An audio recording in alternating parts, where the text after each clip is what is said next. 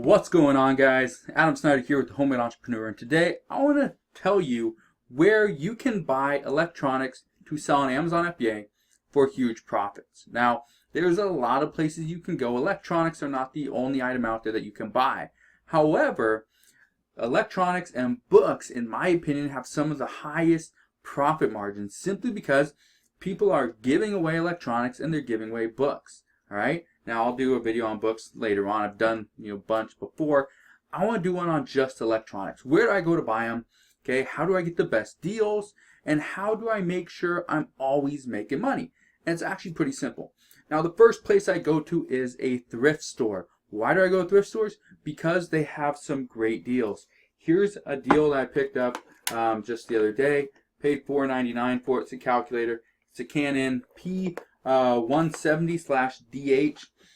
That's something that it's gonna make me probably, I think it's gonna make me like $8 profit. I just gotta clean it up, put in a little protective baggie, stuff like that, send it off to Amazon, and it's good to go. Now you do have to make sure you test all your electronics.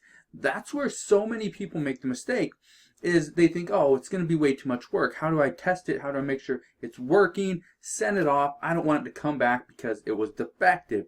That's why a lot of people don't get into electronics. I personally love them. One other person that I know that likes them, it's Charles Leslie. You may know who that is.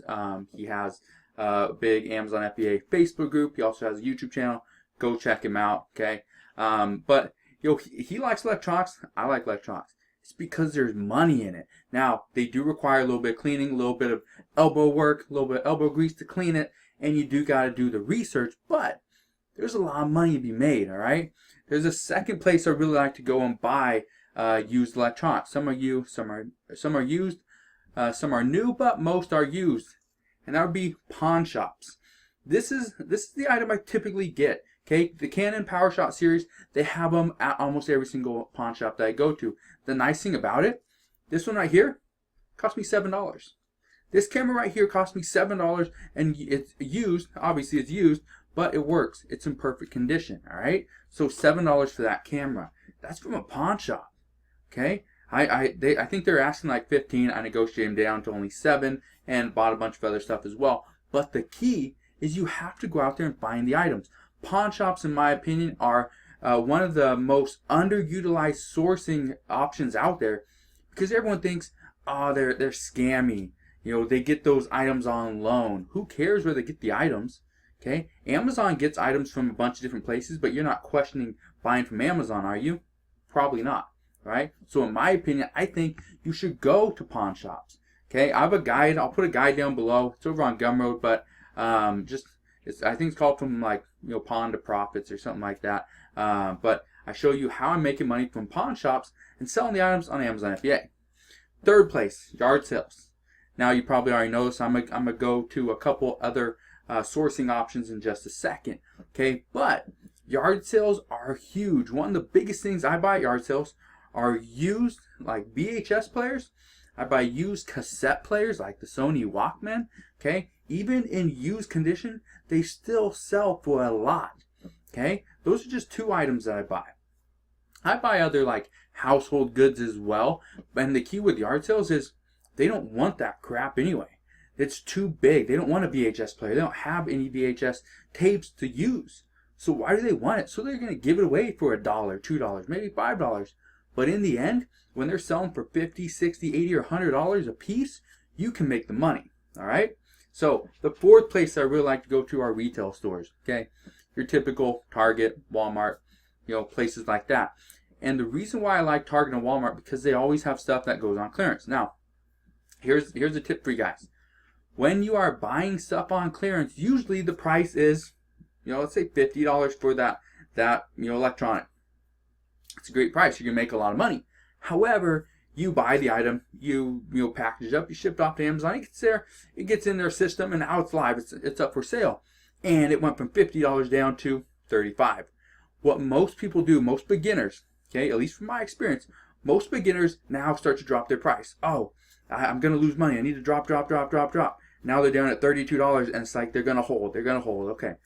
Well, if you just leave it at $50, usually what the price does is it gets up there, a bunch of people will come on and it drops all the way down, okay, the race to the bottom, and then it goes back up. You just have to be patient. And if you're buying items consistently, you're gonna get consistent sales. Your item that you bought, last week may not sell this week, but in a month from now, it may sell. You will pay a little bit extra for your storage fees, but you're gonna make more money. You're gonna make more profit simply because you were patient. You let the price, go back up, get back to where it was, and then you sell it there. All right. So make sure you do that. The next place is eBay. I buy a lot of stuff off eBay. Here's one of the reasons why. For example, let's say I bought a VHS player from a yard sale, and it could do okay selling that individual item over on Amazon. However, if that VHS player had a working remote that I could buy off eBay, I could bundle those together, ship it off to Amazon, and sell it as a bundle, as a VHS player with working remote. Maybe it's brand new remote, and people are going to pay more for that, right? They do it all the time. Okay, maybe I have a camera, but I'm also going to buy, maybe I buy the camera off of eBay, and I'm also going to buy a little tripod to go with it. I'm going to create a new bundle for this product, and I'm going to sell it on Amazon. I'm going to make more money, okay, simply by thinking outside the box. That's what most people don't do, okay, and you need to start doing that, right? Because if you want to make more money on Amazon, you want to get out of all that competition, you need to look at eBay as a way to make additional income, not just a way to sell more items, but a way where you can buy items, bundle these together, and ship it off to Amazon and make that money. Okay. Next place is Facebook and Craigslist. I'm gonna lump up these three: Facebook, Craigslist, and OfferUp. The reason why I like these three, because you get a bunch of different people. Facebook Marketplace is huge. Most people don't go to that, but you can find a lot of items that people are just trying to get rid of, trying to make a little bit extra money. Here's the key, and I've talked about this in another video. Do I just go over to Facebook Marketplace and look for, new electronics? No, I don't. What I like to do is I go and find items that I think would be worth the effort. Okay, send the person a message. But in the meantime, I'm sending people messages all across Facebook. And what I'm asking is, okay, okay, does your item work? Asking whatever questions I need to. Are you set on that price, or are you negotiable? If they're negotiable, I'll negotiate the price down, but also, do you have anything else? That's the question I always ask. Do you have something else that would go with that item? Do you have something else that you don't want? Do you have something else that, I might like? Here's a list of the things that I like to buy. Do you have something like that? Maybe it's in your closet, your garage, storage shed, whatever. Do you have something? If they do, great. Okay? And that's across Facebook, that's across Craigslist, even OfferUp. You have to be willing to ask the questions. If you do, you're going to be more successful. Okay? And the last place I really like to go to, and I love it. Okay? But also, I do have a little, have a decent sized warehouse where I can get this stuff, but I like to buy liquidation pallets, or you just go to liquidation companies, all right?